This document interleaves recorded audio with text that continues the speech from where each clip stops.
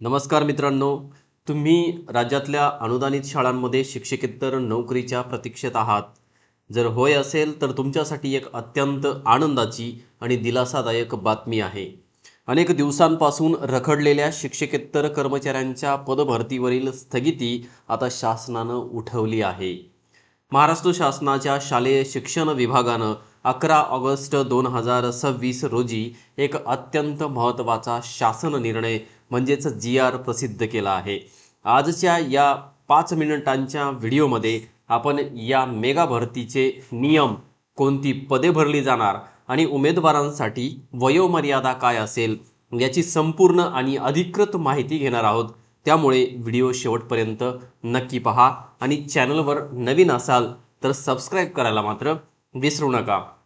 चला आता पाहू आपण नेमकं आजच्या या पत्रामधील म्हणजेच दिनांक 11 ऑगस्ट 2026 रोजीच्या या पत्रामध्ये नेमकं काय सांगितलेलं आहे आणि कोणती पदं भरली जाणार आहेत.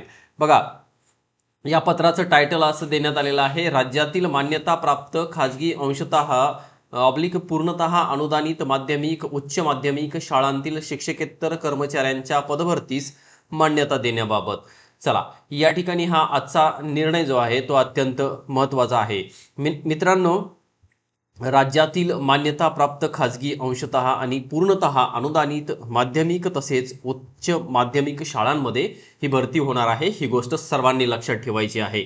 शासनाने प्रामुख्याने बघा 3 संवर्गातील पदे सरळ सेवेने भरण्यासाठी या ठिकाणी मान्यता दिली आहे आणि हीच आजची ब्रेकिंग न्यूज आहे की या पदांना या ठिकाणी पद भरती करण्यासाठी मान्यता दिलेली आहे.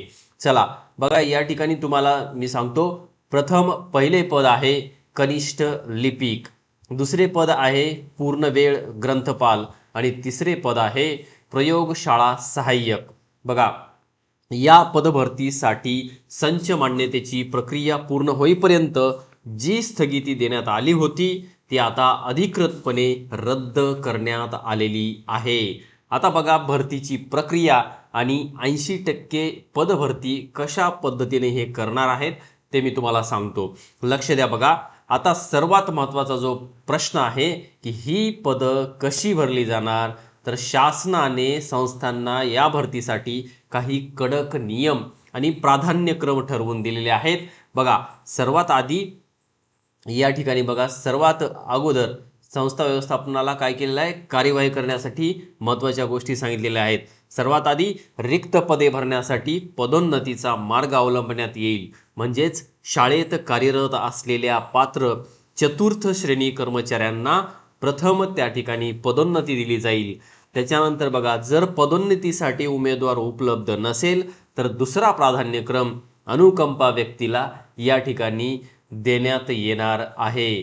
त्याच्यानंतर आणि जर या दोन्ही प्रक्रियानंतरही जर कनिष्ठ लिपिक, ग्रंथपाल, प्रयोगशाळा सहाय्यक ही पदे रिक्त राहत असतील तर निश्चित झालेल्या एकूण रिक्त पदांच्या 80% पदे सरळ सेवेने भरता येतील.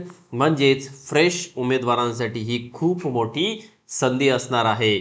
मित्रांनो, याच्या अगोदर आपले जे अनुकंपा आहे त्याच्याबद्दल एक पत्र आलेलं आहे, ते तुम्ही पाहून घ्या म्हणजे तुम्हाला ती गोष्ट क्लिअर होईल.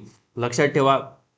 आता पुढची गोष्ट जी आहे त्याच्या महत्त्वाच्या अटी कोणासाठी, उमेदवारासाठी, आणि त्यांची वयोमर्यादा, त्यानंतर त्यांना मिळणारं मानधन या संदर्भात देखील या ठिकाणी सांगण्यात आलेलं आहे. बघा, जाहिरातीच्या अटी ज्या आहेत त्या अत्यंत महत्त्वाच्या आहेत. शिक्षणाधिकारी आणि संस्थांना शासनानं काही स्पष्ट असे निर्देश दिलेले आहेत, ते मी तुम्हाला सर्वप्रथम सांगतो. बघा, संस्थेला पदभरतीची जाहिरात सर्वाधिक खपाच्या प्रत्येक एका स्थानिक आणि एका राज्यस्तरीय अशा 2 वृत्तपत्रांमध्ये प्रसिद्ध करणे बंधनकारक आहे. तसेच ती संस्थेच्या वेबसाईटवरही या ठिकाणी द्यावी लागणार आहे. सर्वांनी व्यवस्थित समजून घ्या ही गोष्ट. चला, सर्वांनी एकदा व्हिडिओला लाईक करायचं आहे, कारण अत्यंत महत्त्वाचा विषय मी तुमच्यासाठी या ठिकाणी घेऊन आलेलो आहे.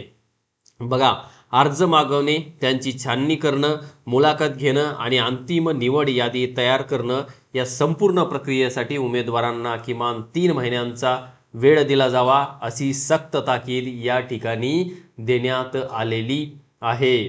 पुढे बघा, वयोमर्यादा सांगण्यात आलेली आहे आणि वयोमर्यादा जी आहे ती आहे उमेदवारांसाठी कमाल वयोमर्यादा खुल्या प्रवर्गासाठी 38 वर्ष आणि वर्गीयांसाठी 43 वर्ष अशी ठेवण्यात आलेली आहे. चौथ्या नंबरच्या याच्यामध्ये तुम्हाला सांगण्यात आलेलं आहे.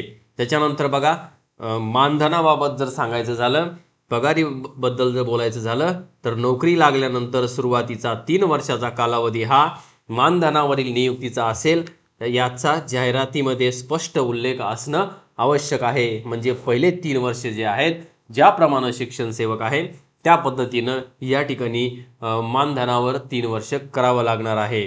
पुढे आता सर्वात महत्त्वाचा मुद्दा बघा लक्षात ठेवण्यासाठी की या ठिकाणी मुलाखतीबद्दल काय सांगितलं ते मित्रांनो तुम्हाला सांगतो. मित्रांनो बघा या भरतीमध्ये कोणताही भ्रष्टाचार होऊ नये आणि पारदर्शकता राहावी यासाठी शासनानं एक अत्यंत उत्तम पाऊल या ठिकाणी उचललेलं आहे. बघा मुलाखत प्रक्रियेचे इन कॅमेरा चित्रीकरण करणे संस्थेला बंधनकारक करण्यात आलं आहे आणि याचा खर्च जो आहे ते संस्थेने स्वतः करायचा असून त्याचं रेकॉर्ड जतन करून ठेवावं लागणार आहे. बिंदूनामावली मागासवर्ग कक्षाकडून तपासून घेतल्यावरच आणि समांतर आरक्षण योग्य प्रकारे दर्शवल्यावरच जाहिरात या ठिकाणी काढता येणार आहे. त्याच्यानंतर बघा सर्व अटींची पूर्तता झाल्यानंतरच विहित मार्गाने निवड झालेल्या उमेदवारांना नियुक्तीचे आदेश या ठिकाणी दिले जाणार आहेत. आता सर्वात शेवटचं महत्त्वाचं सांगतो तुम्हाला. तर मित्रांनो राज्यातील शाळांमध्ये या ठिकाणी बघू शकता राज्यातील शाळांमध्ये शिक्षकेतर कर्मचाऱ्यांची ही भरती लवकरच सुरू होणार आहे. तयारीला लागा, तुम्ही अभ्यासाला लागा आणि हा अत्यंत महत्त्वाचा शासन निर्णय शासनाच्या अधिकृत संकेतस्थळावर उपलब्ध आहे. तुम्हाला जर हा शासन निर्णय पाहिजे असेल तर तुम्ही आपल्या या व्हिडिओच्या डिस्क्रिप्शन बॉक्समध्ये देखील चेक करू शकता अथवा तुम्ही मला या ठिकाणी कमेंट करा की तुम्हाला GR पाहिजे तर मी तुम्हाला तो GR त्या ठिकाणी पाठवणार आहे. ठीक आहे, चला सर्वांनी व्हिडिओला एकदा लाईक करायचं आहे कारण तुमच्यासाठी हे अत्यंत महत्त्वाची बातमी या ठिकाणी मी घेऊन आलेलो आहे. आणखीनही तुम्हाला काही याच्या संदर्भात माहिती हवी असेल, काही तुमचे प्रश्न असतील तर कमेंट बॉक्समध्ये नक्कीच विचारा. मी तुमच्या प्रत्येक प्रश्नाचं उत्तर या ठिकाणी देणार आहे. चला थांबू या ठिकाणी, भेटू असंच नवीन अपडेट्ससह. तोपर्यंत धन्यवाद.